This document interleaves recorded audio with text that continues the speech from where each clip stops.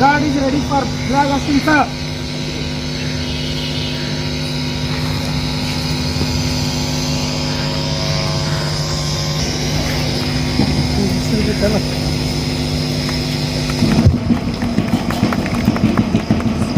राष्ट्रगीत एक साथ शुरू कर।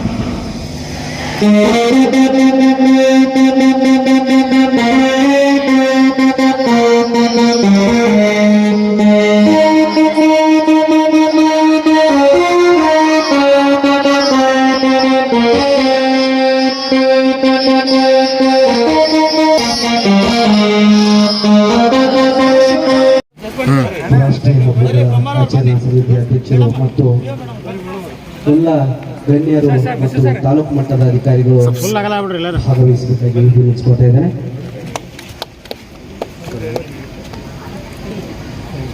ರಚಿಸಿ ಇವತ್ತು ಕಾಯಂಗೊಳಿಸಿದ್ದಾರೆ. ಇವೆಲ್ಲ ಶಾಲೆಯ ಪದವಿ ಪೂರ್ವ ಪ್ರೌಢ ಪ್ರಾಥಮಿಕ ಶಾಲೆಯ ಏರಿ ಒಂದು ಆವರಣದಲ್ಲಿ ಇವತ್ತು ಅತ್ಯಂತ ಸಂಭ್ರಮದಿಂದ ಈ ಸ್ವಾತಂತ್ರ್ಯೋತ್ಸವವನ್ನು ಆಚರಣೆ ಮಾಡಿದ್ದಕ್ಕೆ ತಮ್ಮೆಲ್ಲರ ಪರವಾಗಿ ನಾನು ವಿಶೇಷವಾದ ನಮ್ಮ ತಾಲೂಕು ಆಡಳಿತಕ್ಕೆ ನಾನು ಧನ್ಯವಾದಗಳನ್ನು ಕೂಡ ಅರ್ಪಿಸಿ ಈ ಕಾರ್ಯಕ್ರಮ ಮುಂದೆ ನಡೆಯುತ್ತೆ. ನಾನು ಹುಣಗುಂದ ತಾಲೂಕಿನ ರಚಿಸಿ 78ನೆಯ ಸ್ವಾತಂತ್ರ್ಯೋತ್ಸವಕ್ಕೆ ಇವತ್ತು ನಾವು ಪದಾರ್ಪಣೆಯನ್ನು ಮಾಡ್ತಾ ಇದ್ದೀವಿ. ಬಹಳ ಹೆಮ್ಮೆ ಗರ್ವ ಅನಿಸುತ್ತೆ.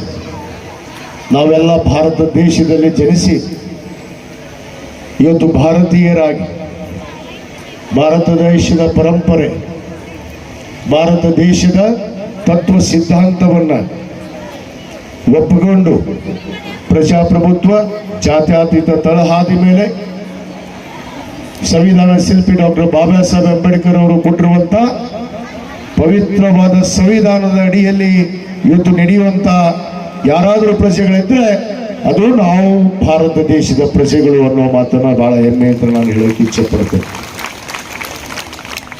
ವಿವಿಧತೆಯಲ್ಲಿ ಏಕತೆಯನ್ನು ಕಂಡಂತು ನಮ್ಮ ದಿಗ್ಗಜರು, ಪೂರ್ವಜರು ಈ ದೇಶದ ಸ್ವಾತಂತ್ರ್ಯವನ್ನ ತಂದುಕೊಡುವಂತ ನಿಟ್ಟಿನಲ್ಲಿ ಇವತ್ತು ಅನೇಕ ಚಳವಳಿಗಳನ್ನ, ಹೋರಾಟಗಳನ್ನ ಮತ್ತು ತ್ಯಾಗ ಮತ್ತು ಬಲಿದಾನದಿಂದ ಇವತ್ತು ಈ ದೇಶದ ಸ್ವಾತಂತ್ರ್ಯವನ್ನು ನಮಗೆ ಕಲ್ಪಿಸಿಕೊಟ್ಟಿದ್ದಾರೆ.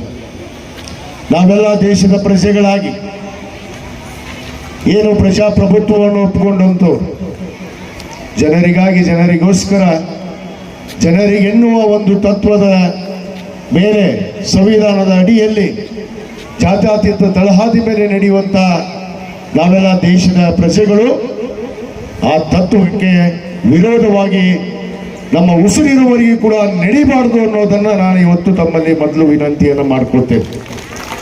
ಯಾಕಂದರೆ ನಮ್ಮ ಪೂರ್ವಜರು, ದಿಗ್ಗಜರು ಯಾವ ಸ್ವಾತಂತ್ರ್ಯವನ್ನು ತೆಗೆದುಕೊಡುವಂಥ ಸಂದರ್ಭದಲ್ಲಿ ಚಳವಳಿಗಳನ್ನು, ಹೋರಾಟಗಳನ್ನು, ನೋವುಗಳನ್ನು ಅನುಭವಿಸಿ ಗುಲಾಮಗಿರಿಯಿಂದ ಮುಕ್ತರಾಗಿ ಇವತ್ತು ನಾವು ಸ್ವಾತಂತ್ರ್ಯವನ್ನು 78ನೇ ಸ್ವಾತಂತ್ರ್ಯವನ್ನು ಆಚರಿಸ್ತಾ ಇದ್ದೀವಿ. ಆದರೆ ಎಲ್ಲೋ ಒಂದು ಕಡೆ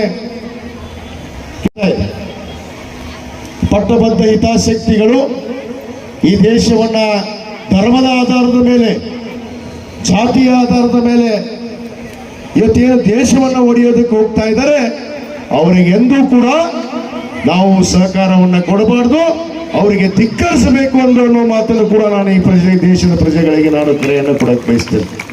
ಯಾಕಂದ್ರೆ ನಮ್ಮ ತತ್ವ ಸಿದ್ಧಾಂತವನ್ನು ಒಪ್ಪಿಕೊಂಡಿರುವಂಥ ಭಾರತೀಯರು ನಾವು.